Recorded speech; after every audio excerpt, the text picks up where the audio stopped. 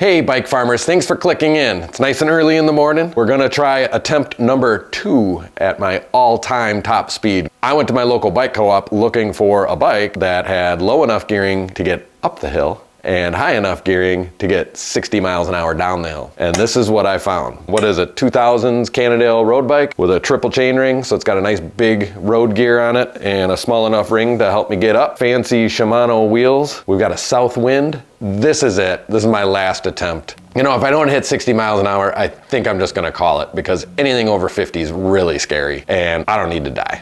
So we'll take a closer look at it, do a few things, and go for a bike ride.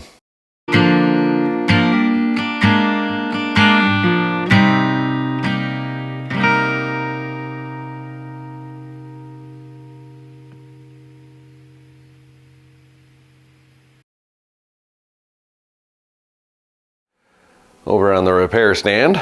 So this is the triple crank, and I'm not exactly sure how big that chainring is. I'm guessing it's 50, but it looks bigger than that. Big is good. We're gonna need it. And then that little guy in there is gonna help me get up the hill. That looks like a 25, and I would want like a 32 to get up the hill. This Shimano wheel set here. Normally I kind of hate wheel systems, but I don't think I have to worry about true. You can see here, that's true enough for me. Grand Prix 4000, they're a little old, but your typical super beefy aluminum Cannondale frame with gigantic welds, just like the good old days. I like these old Cannondale road bikes. A very stiff, stable frame. It's probably all I need. All right, first thing we need to do is get some pedals on here. I had these in my bins, and some pedal washers. Well, you make sure you got the right one on the right side and the left one on the left side. But if you just get them started and pedal backwards, you can get them threaded in. Grab the pedal wrench and cinch them down. Just drop a little lube on the chain for good measure. Run through the gears quick.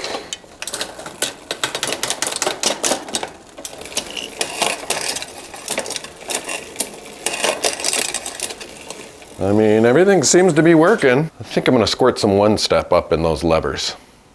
Finish line one step is really good for this. If the levers aren't completely gone, just squirt a little one step in them. You know, I go right in through the access hole here, wherever you can get the needle in. It kind of makes a mess, but then you can just kind of run through it. Kind of reanimates everything. It wakes up the old pawls and those fine springs in there. Rear brake cable, feeling a little grungy too.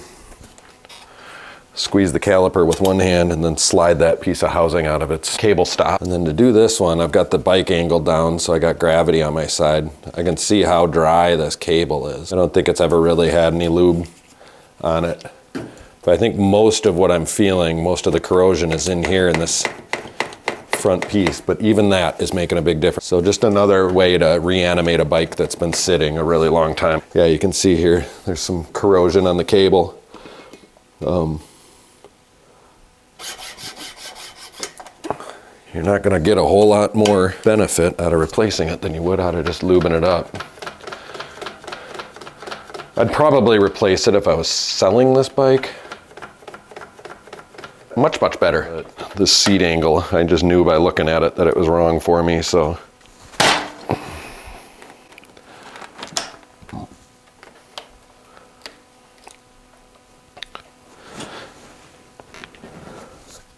Oh, this Prestavel's kind of messed up.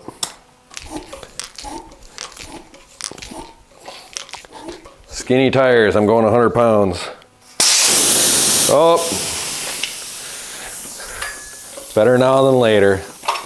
So I'm kind of glad that just happened, because closer inspection on these tires, they're really cracked. I probably shouldn't be messing around with bad tires with this activity. It's just foolish. I'm just asking for it, right? So I'm gonna go find some tires. They're not the fastest tires. They're not even folding tires, but they're brand new. I'm gonna put new tubes in too. Sure would suck to get a flat at 60 miles an hour. Okay, let's top these puppies off, huh?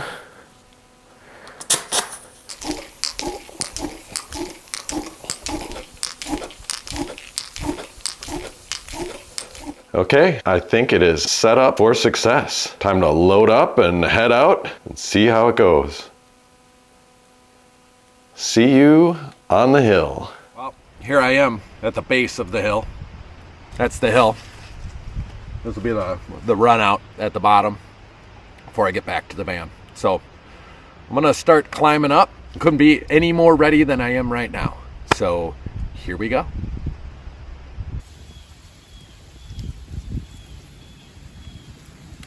See at the top, it's a steep hill.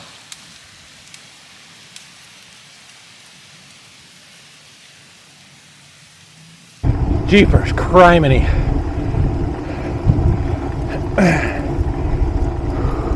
I'm gonna need to catch my breath. Well, I'm warm.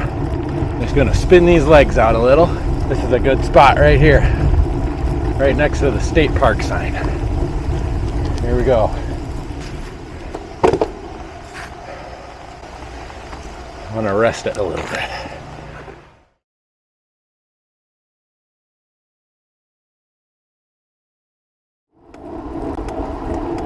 Here we go.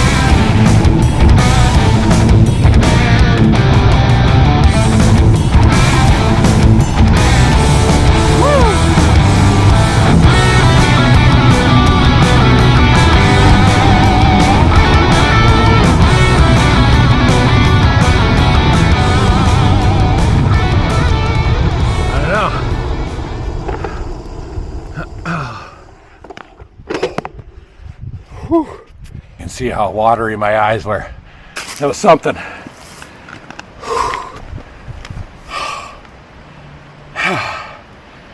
Did I do it? And unfortunately not. Looks like 51 miles per hour is all Mounds Park Road is going to provide for this guy.